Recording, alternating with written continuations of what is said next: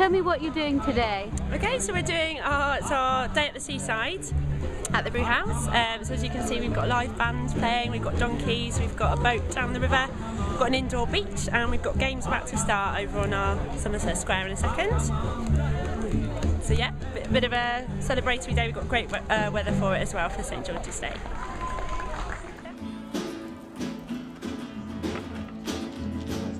Take this hammer, carry to the kitchen. Take this hammer, carry to the kitchen. Take this hammer, carry to the kitchen. This is a festival that's happening all around the Brewhouse, not just today, but it's a 10-day festival. It's called England My England.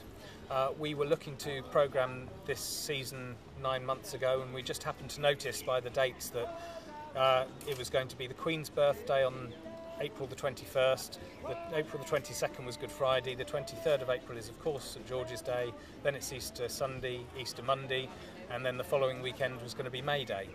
We thought that was an excellent opportunity to programme a load of events that were all about England and being English. And we felt like that didn't matter about where you were born or where you lived or the colour of your skin or your accent. And halfway through planning it, it just so happened that William and Kate decided to get married right bang in the middle of our festival. So we had an extra bank holiday handed to us on a plate with an extra celebration of Englishness. Today is the Saturday, it's the first kind of big day of the festival, a beautiful sunny day because we organise that of course as well. Today's theme is a day at the seaside. It's really just an opportunity for our community to see what we do. We're coming out of the building and spilling out across the square that we're based on in the centre of town.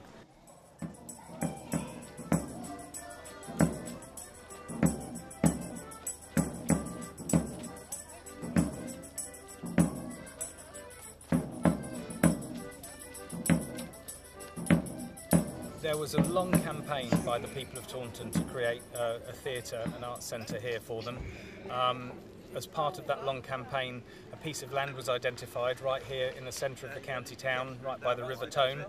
And eventually, with the help of the Arts Council, Somerset County Council, Taunton Deane Borough Council, and a big campaign by lots of the local community groups, they raised enough money to build their own theatre, which happened in 1977. And you'll see the old building that's here behind me. That's the Brewhouse. That was the original building that was on this site. And just before they were about to knock that down and build the new Theatre and Arts Centre, it had a listing slapped on it. So all of a sudden they had to build around the old Georgian building. So that's when it was created, 1977, coming up to 35 years in 2012. And there's a real sense of ownership by the community that it's their space, and it was put there by their efforts. When it first opened, it had one full-time paid member of staff and 450 volunteers running it. So, you know, there's the big society for you. We do a very mixed programme here. Increasingly it gets more and more difficult to buy in dramas that will run for a week. There's less companies out there making those dramas because there's less funding to underwrite any losses and the risk involved in creating those kind of productions. So increasingly we're down to 1, 2 and 3 night runs, but we do everything from good high quality drama through to big name comedians, through to tribute bands, through to the real kind of bands who are still touring, the Brotherhood of Man and people like that from way back, and we get a good mix of audiences from all of that. We also do some nice creative stuff. We go to the Edinburgh Fringe and find some of the best cutting edge work from there. We do a good range of contemporary dance. We do a classical season that has really high class classical musicians coming. So it's really something that's a bit of something for everyone, and that way we can ensure that there are plenty of people coming through the door because we're offering the variety that serves quite a diverse community. Our box office in the last 5 years has grown by 40%. People here still really value their night out and their entertainment and their arts. Very importantly, we have a visual arts department here, so we're one of the few galleries in Somerset, and we've actually got 2 galleries. We've got a main gallery space, which tends to do the more challenging work, commercial and professional work, and then we have a cafe bar where again we do We do professional exhibitions, but also we often put that over to the community so that community artists can exhibit on our walls in there as well. So the visual arts is really, really important to what we do here, and we often get called the Brewhouse Theatre, and that kind of sticks in everyone's throat here because we're so much more than just a 352-seater theatre. We've got the visual arts, we do a lot of cross art form work, so we're very interested in the fact that we have a theatre there and a gallery there with a cafe in between. We're very interested in artists from those two different genres coming together and working together and inventing new things in a cross art form genre. We've got a studio theatre at the back of the building, which we created about 4 years ago. We do more experimental work there, and that's where we do a lot of crossover work between the visual arts and the performing arts. And also, of course, we do lots of education and outreach and workshops. We run a youth theatre that's very popular. We do urban street dance that sells incredibly well.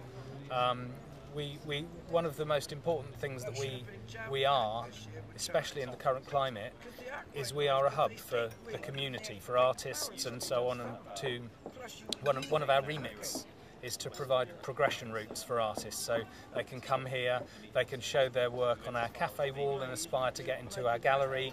They can come and perform in our bar and aspire to go and work in the studio or on the main house. You know, there's a range of things that we do to help artists and audiences progress their experience of art.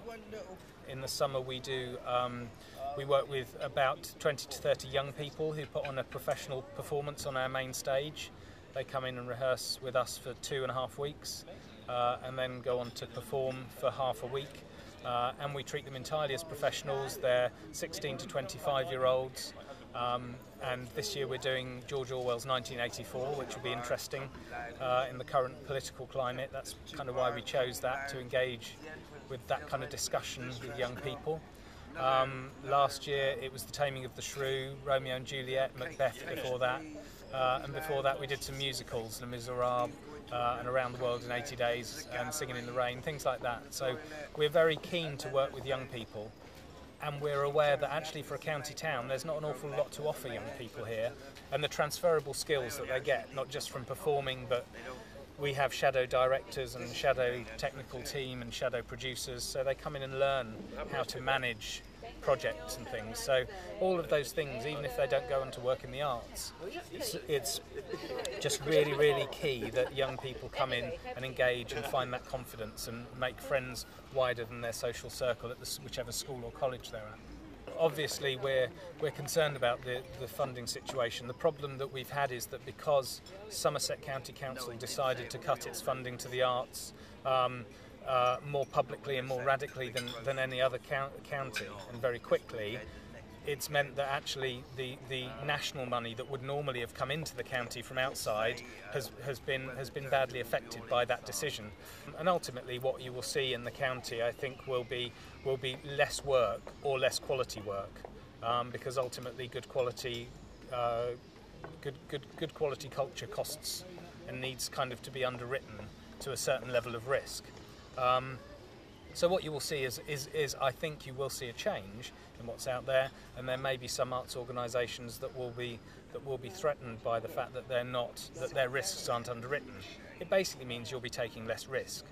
For an organisation like us, we've got a good strong box office, as I said earlier. So I think we'll muddle through. But what we won't do is bring No Fit State Circus and Derivo and kind of the kind of organisations that we've brought here that are really cutting edge and really far better than anyone else in the southwest is getting. We were bringing them here in the past, and it means that we just won't be able to bring them anymore. So it's really about quality. It's like having a cricket team, but they're not necessarily particularly good or winning very often. So you will still have culture and the arts in Somerset. It just won't be as vibrant and as strong as it was.